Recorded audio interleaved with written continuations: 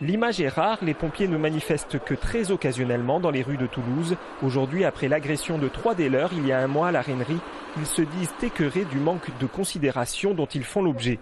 On a l'impression que là-bas c'est un quartier protégé et qu'il ne faut pas y toucher parce qu'on ne veut pas plus de désordre que ça. Donc on laisse les pompiers se faire agresser, la population se faire agresser et rien ne se fait.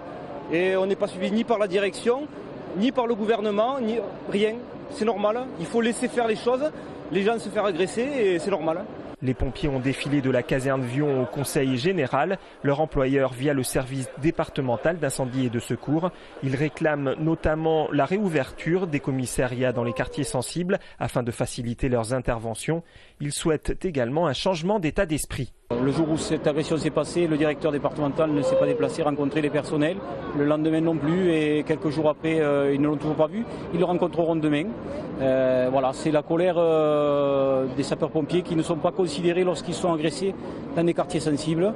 Et ce qu'on demande, c'est d'avoir une direction plus proche du personnel. On attend surtout l'explication de la direction sur son manque de soutien au personnel. Pourquoi ? Quand ils disent que les pompiers c'est une grande famille, mais là la famille c'est surtout la base quoi.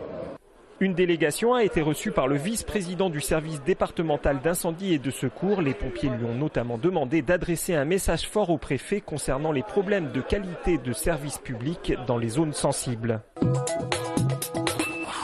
C'est la bonne nouvelle aéronautique de la rentrée à Toulouse. La TECOR a annoncé la signature d'un contrat d'1 milliard de dollars avec Embraer. L'équipementier aéronautique doit fournir des portes aux nouveaux avions E-Jet E2 de l'avionneur brésilien.